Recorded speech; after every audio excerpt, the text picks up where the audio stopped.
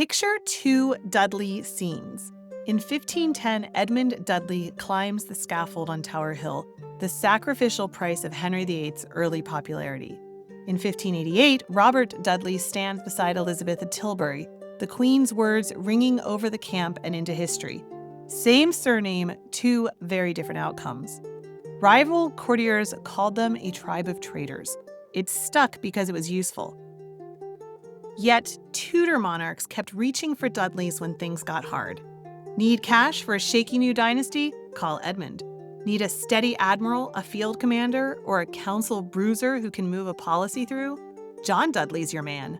Need someone who can stage a queen's triumph so that the realm believes it? Robert plans Tilbury like a theater director. So if you haven't guessed it yet, this episode is going to follow the Dudleys from their medieval base at Dudley Castle through the high-wire politics of Henry VII to Elizabeth I, and into the afterlife of the name once the Tudors end. Get comfortable and settle in, my friend, because we are going to talk about the Dudleys today.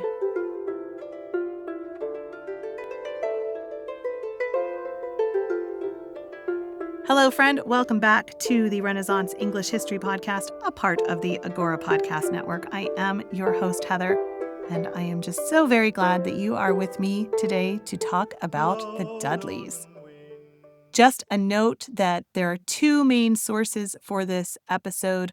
There's Joanne Paul's House of Dudley, and there's also an older Staffordshire history, about 150 years old or so. It's available on the Internet Archive that preserves the Domesday details for the family seat. So I will put links to both of those in the notes below wherever you are listening to this. All right, let's get into it. Start with the land. In the Domesday Book, the entry for Dudley is blunt. William Fitz-Ansculf held Dudley where was a castle. Earl Edwin held this manor before. The record counts a hide, ploughland, 3 villeins, 10 borders, a smith, woodland stretching 2 miles, and notes that the estate had been worth £4 in Edward the Confessor's day, and only 3 at the time of the survey. The point is simple. Long before Edmund tallied bonds for Henry VII, Dudley was a defensible hill with a working economy and a name that stuck to the people who controlled it. The castle's Norman footprint sits on an older legend about a Saxon founder called Dud, or Duddo, I suppose, which you see repeated by antiquaries like Camden. But the Domesday line is the secure anchor, a castle already there, a workforce already counted, and a value already assessed by the king's commissioners. From that base, the later Dudleys stepped into national politics, carrying an identity tied to their land and service. If you stand on the ruins of Dudley Castle today, it's hard to imagine just how old the stones really are. After William Fitz-Ansculf held the manor at the time of the Domesday Book, his descendants, the de Panginels, kept their grip on it for nearly a century. In the 12th century, Gervase Panginel rebuilt the castle in stone and fortified it against Welsh incursions, a reminder that the Midlands were still border country then and open to raids from the west and restless barons from the north. By the early 13th century, the Panginels' heiress married into the de Summery family, lords loyal to King John and later to Henry III. Ralph de Summery and his son Roger were regular witnesses to royal charters and served as justices and sheriffs for Staffordshire.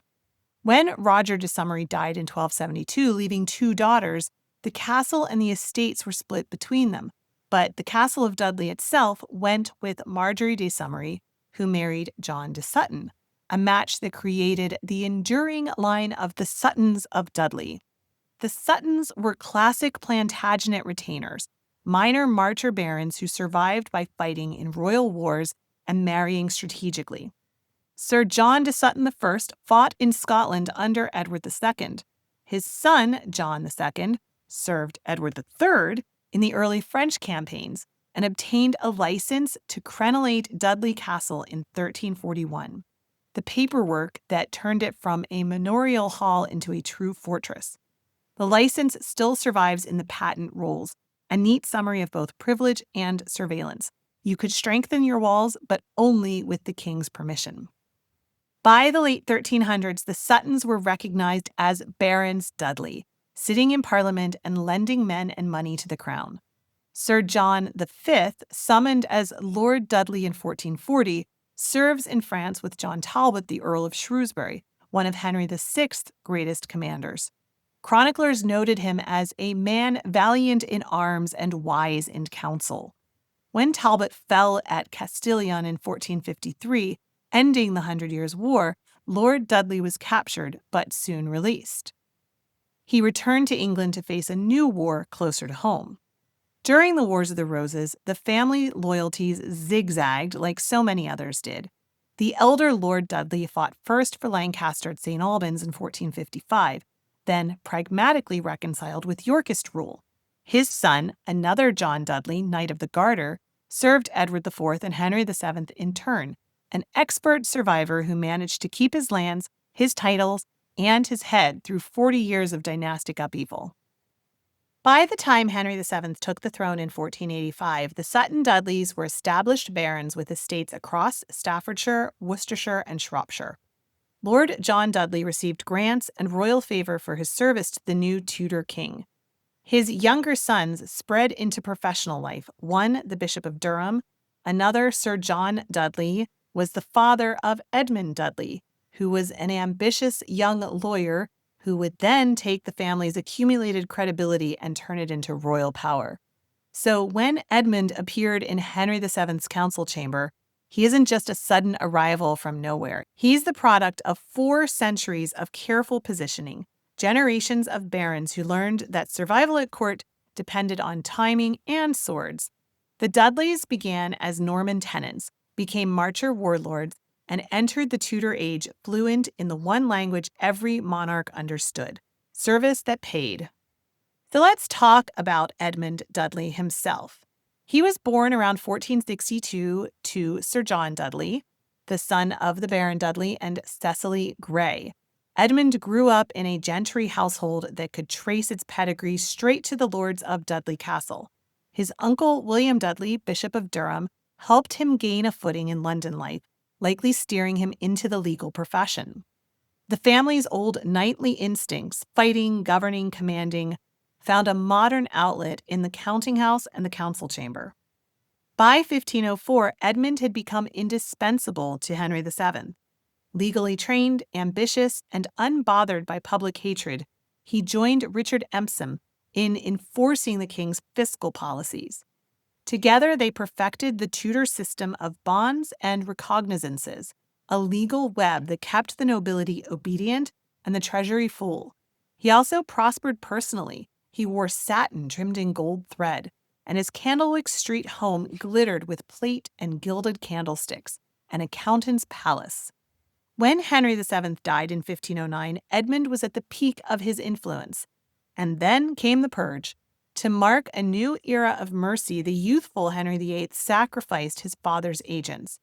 Edmund was imprisoned in the Tower, the same fortress where his descendants would later wait for their own deaths, and executed on August 17, 1510. The fortune that he had raised for the crown vanished in a few short years, spent on jousts and pageantry. From Norman warriors to Tudor lawyers, the Dudleys had adapted perfectly to every age, until one of them became too perfect at it. When Edmund Dudley's head fell on Tower Hill in 1510, his son John was only 6 years old. The child of a disgraced minister should have been marked for obscurity. But the Dudley knack for recovery was practically hereditary. His mother, Elizabeth Grey, a Viscount Lisle's daughter, remarried quickly and well. Her new husband was Arthur Plantagenet, Henry VIII's own uncle. By his teens, John had become a polished courtier and a promising soldier. Under the mentorship of Charles Brandon, Duke of Suffolk, he fought in France and was knighted in 1523 for gallantry in the field. Henry VIII admired men who could both fight and flatter, and John did both with grace. Cardinal Wolsey used him on diplomatic errands, and Cromwell later relied on him in the ruthless business of enforcing royal policy. In the 1530s, he joined Gray's Inn to study law, the same path his father had taken. But the court, not the courtroom, remained his real profession. By the end of Henry's reign, John Dudley was the Lord Admiral of England, a position that placed him at the heart of the navy that Henry was building. When the king died in 1547, Dudley was one of the most powerful men in the realm. The boy king, Edward VI, only 9 years old, needed protectors. His uncle, Edward Seymour, Duke of Somerset, took that title on for himself. For a few years, Dudley served loyally, but he watched and he waited, and when Somerset overreached, Dudley moved, raising troops, marching on London, and arresting his one-time ally. The coup of 1549 made him effectively the ruler of England, with the modest-sounding title Lord President of the Council. Yet power bred peril. In 1553, Edward VI lay dying, and Dudley faced the one problem that had haunted every Tudor: succession. The king's half-sister, Mary, stood next in line, but she threatened the Protestant reforms that Dudley had championed. When Edward altered his will to favor his cousin, Lady Jane Grey, it happened just weeks after she had married Guilford Dudley, John's own son. Whether the scheme began with the king's idealism or the father's ambition, the result was the same: a 9 days' reign and a family catastrophe. When Mary Tudor marched on London, the council deserted Dudley. He was captured and condemned and executed in August 1553. The second Dudley statesman to die by a Tudor's order, and not the last. Within a year, his son Guilford and daughter-in-law Jane Grey followed him to the scaffold. But as ever, the family story refused to end there. When John Dudley's body was carried away from Tower Hill in 1553, the Dudley men seemed finished. But in true family fashion, it was the women who began rebuilding the ruins. Jane Guilford Dudley, John's wife, had weathered every turn of fortune beside him: the meteoric climb under Edward VI, the pageantry of her children's marriages, and finally the nightmare of the Tower. While her husband and son awaited execution, Jane Dudley wrote pleading letters to anyone who might still listen. Letters went to Queen Mary's household, to courtiers, and to Philip of Spain's arriving retinue. She begged for the lives of her poor sons, of her best gentleman that ever living woman was matched with. Her persistence worked a bit. Mary I had little reason to show mercy for the family who had tried to dethrone her, but she also needed allies for the coming marriage to Philip II. Jane Dudley offered loyalty where others offered suspicion. When Philip II's Spanish entourage arrived, the Dowager Duchess of Northumberland quietly allied herself with them, sending small gifts and promises of support. The effort was shrewd. Within months, pardons were drawn up for 3 of her surviving sons, Ambrose, Robert, and Henry, dated the very day of her death. She died exhausted, but she had kept the family alive. The younger Dudleys learned the lesson well. When Philip II went to war with France, Ambrose and Henry joined his army at San Quentin to prove their loyalty. Henry was killed, but the gesture mattered.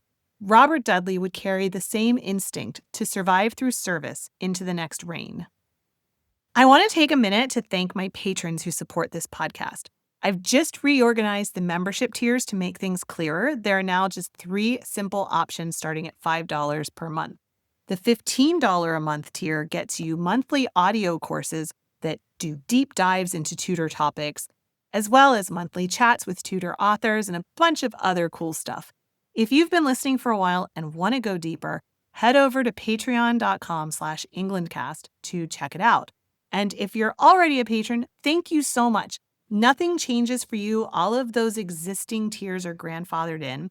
And also, I'm adding a monthly social hangout starting in November so we can all get together and talk about our favorite subject with each other. I thought that would be really fun. So again, patreon.com/englandcast to learn more. And thank you so much. All right, back to the story. Jane's daughters also kept her network alive. Mary Dudley Sidney became one of Elizabeth I's closest ladies-in-waiting. She would nurse the queen through the smallpox crisis of 1562 and nearly die of it herself, while Catherine Dudley Hastings married into the powerful Huntington family, securing Protestant credentials for the next reign. Between them, the Dudley women transformed disgrace into access. By the time Elizabeth took the throne in 1558, Ambrose and Robert were already waiting in the wings. They had been restored to favor by Parliament, and their sister stood beside the new queen. The name that had meant treason under Mary would soon mean power again, and this time it would stand at the heart of Elizabeth's court. The Dudleys entered Elizabeth's reign bruised but intact. When the Queen rode through London for her coronation in January 1559, Robert Dudley rode beside her horse. His family's blood-stained past was forgotten in the excitement of the new era, and within months he was named Master of the Horse. This was a position that required daily proximity to the Queen, and of course, for many is evidence of just how close Robert was with Elizabeth.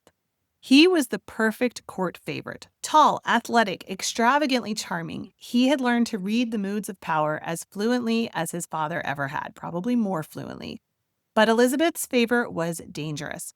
When his wife, Amy Robsart, was found dead in 1560 at their Oxfordshire home, her neck broken, apparently from a fall down the stairs, the scandal exploded. Robert's enemies whispered murder, and Elizabeth had to distance herself, even while keeping him close. Kenilworth became the great symbol of Robert's ambition and artistry. Elizabeth granted him the castle in 1563, and he transformed it into one of the grandest showpieces in England. When she visited in July of 1575, he staged a 17-day festival of pageants, masks, and fireworks, a Renaissance spectacle designed to blend flattery and politics in perfect proportion. If Elizabeth ever considered marriage, this was his moment. But it passed. Robert's loyalty never wavered, though. During the Spanish Armada crisis in 1588, Elizabeth made him Lieutenant General of the Army at Tilbury, where she delivered her immortal speech to the troops, declaring that never a prince commanded a more noble or worthy subject than Dudley. Within weeks, he was dead, worn out by illness and years of service. Elizabeth kept the last letter he wrote to her in a little casket beside her bed for the rest of her life. Robert's older brother, Ambrose Dudley, had risen more quietly but no less steadily. Loyal, measured, and respected by his peers, he held the title Earl of Warwick, a deliberate hearkening back to their ancestors' 15th century title. Ambrose was married 3 times, first to Anne Horwood, then Elizabeth Talbot, and finally Anne Russell, the daughter of the Earl of Bedford. He served in France and Ireland, governed Warwickshire, and maintained the family's honor while his brother courted danger at court. When Robert died in 1588, Ambrose was the heir to the title, but he left no surviving children. Robert's illegitimate son by Lady Sheffield, Sir Robert Dudley, inherited Kenilworth by will in 1587, but James I wound up blocking that claim, pretending to doubt his legitimacy.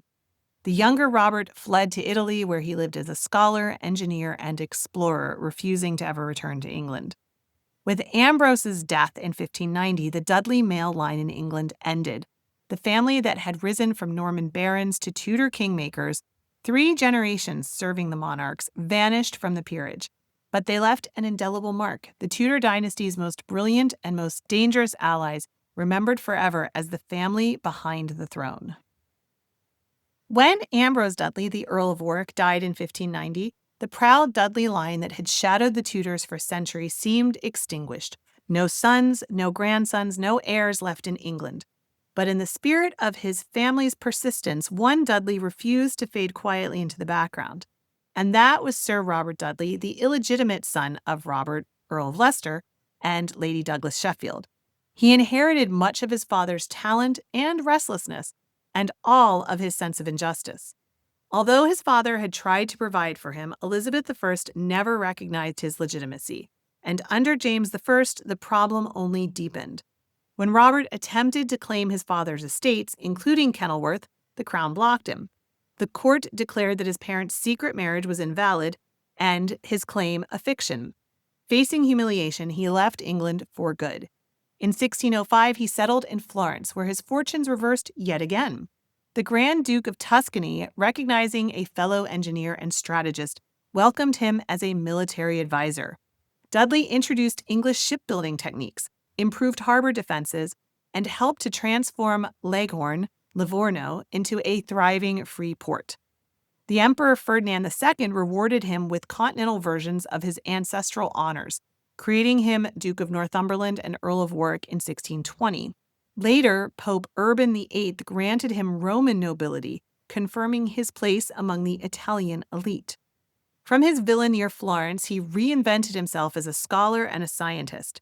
His monumental Arcano del Mare, The Secret of the Sea, was the first maritime atlas to include global magnetic declination lines. It was printed around 1646, and it is still one of the great map-making achievements of the 17th century. The English barony may have vanished, but the Dudley imagination thrived in exile. When Sir Robert died in 1649, the same year Charles I lost his head incidentally, his descendants were firmly planted in Italian soil. His daughters had married into Florentine noble families, and his titles lived on in the ducal court of Tuscany. In England, Dudley Castle passed through to the Ward family and then fell into ruin during the Civil War. Its walls were demolished by parliamentarian forces in 1647. Locals scavenged the stones for building material. The site became a romantic ruin visited by painters and poets who could still trace the outlines of the great hall where generations of Dudleys had once plotted, dined, and dreamed. By the 18th century, genealogists were already debating which modern Dudleys could claim descent from the great house of Dudley. Some pointed to minor Staffordshire branches, others to emigrants in New England. No one could quite match the power or audacity of the Tudor age, though, when the Dudleys were the indispensable partners and occasional casualties of royal ambition. From Domesday to Florence, 5 centuries of power, service, and scandal had played out under one name. So if the Tudors were the actors at the center of the English stage, the Dudleys were the stagehands who helped to build the set, move the props, and sometimes stole the scene. They were never quite safe, never quite secure, but always essential. From Norman knights to Tudor courtiers, they survived by reading the moment, shifting from sword to statute, from battlefield to council chamber, and finally from English court to Florentine one. In the end, their story isn't just about ambition or downfall. It's about how power consumes its own servants. The Dudleys served every Tudor monarch, and almost every one of them paid a price for that loyalty. Yet century after century, they kept finding new ways to matter. Soldiers, administrators, engineers, mapmakers, adapting long after their titles were gone. The stones of Dudley Castle are empty now, and the family line that once filled its halls lies scattered across Europe. But their fingerprints are still on the world that they helped to build, from Henry VII's treasury to Elizabeth's navy to the shipping charts of the Mediterranean. So there we go, my friend, a little bit about the Dudley family. I hope you enjoyed that. I enjoyed research. Again, Joanne Paul's book, House of Dudley, and then there's this really interesting history of the House of Dudley that is available for free on the Internet Archive because it's about 150 years old. So I will put links to both of those in the show notes down below.